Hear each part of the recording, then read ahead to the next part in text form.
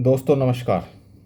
दोस्तों ज़रा सोचिए, अगर सरकार की आलोचना करने से डर लगे, अगर सवाल पूछने से डर लगे, अगर अपनी बात कहने से पहले यह सोचना पड़े कि कहीं कार्रवाई न हो जाए, तो क्या हम वास्तव में एक स्वस्थ लोकतंत्र में रह रहे हैं?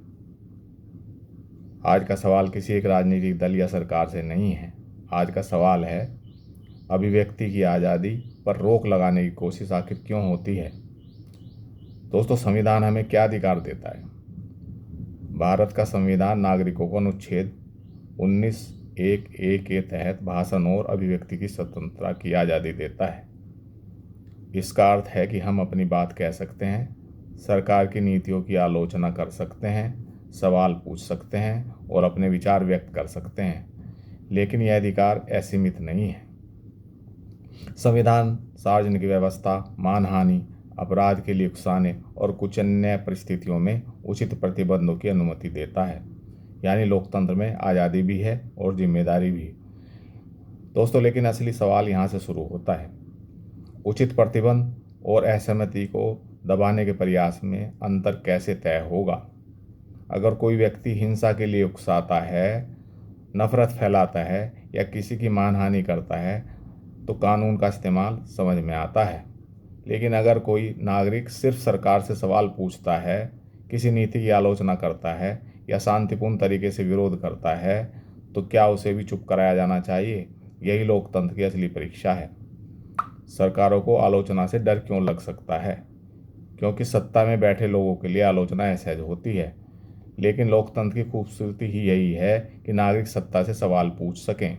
एक मजबूत सरकार वह नहीं होती जिसे कोई सवाल न पूछे। मजबूत सरकार वह होती है जो कठिन सवालों का जवाब देने का साहस रखती हो।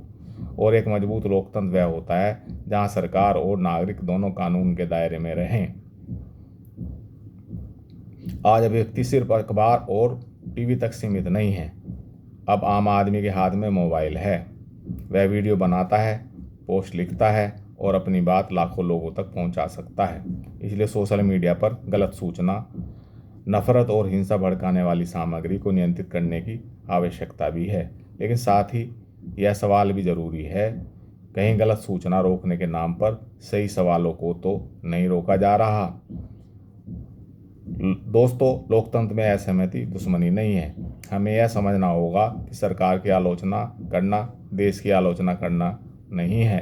किसी नीति से असहमति रखना देश विरोध नहीं है और सवाल पूछना लोकतंत्र के खिलाफ नहीं है, बल्कि सवाल पूछने वाला नागरिक लोकतंत्र को मजबूत करता है।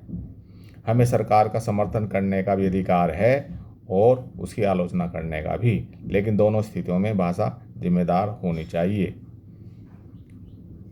तो क्या अभिव्यक्ति की आज़ादी पर कोई प्रतिबंध नहीं होना चाहिए? नहीं। कानून और संविधान कुछ परिस्थितियों में प्रतिबंध की अनुमति देते हैं, लेकिन सवाल यह है कि प्रतिबंध कितना उचित, कितना आवश्यक और कितना अनुपातिक है।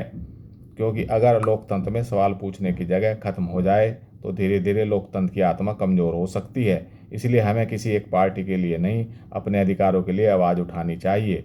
और याद रखिए, लोकतंत्र में सबसे महत्वपूर्ण नागरिक वह नहीं जो सिर्फ तालियां बजाए, बल्कि वह भी है जो सवाल पूछने का साहस रखता हो।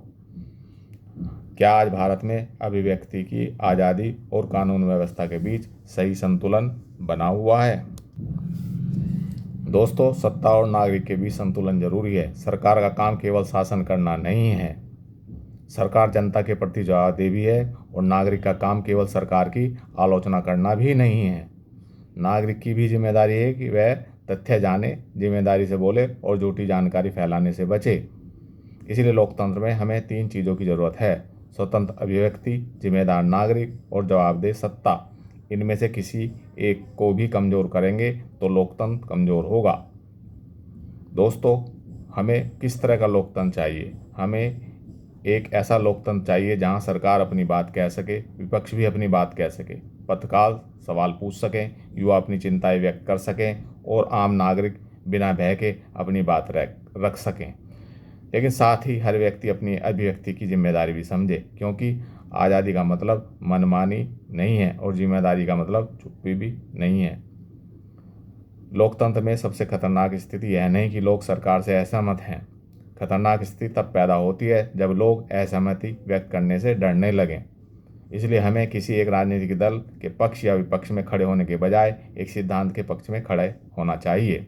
हर नागरिक को अपनी बात कहने का अधिकार मिले, बशर्ते वह कानून और दूसरे नागरिकों के अधिकारों का सम्मान करे, क्योंकि लोकतंत्र में सत्ता बदल सकती हैं, सरकारें बदल सकती हैं, राजनीतिक दल बदल सकते हैं, लेकिन नागरिकों की स्वतंत्रता और संवैधानिक अधिकार हमेशा महत्वपूर्ण रहने चाहिए।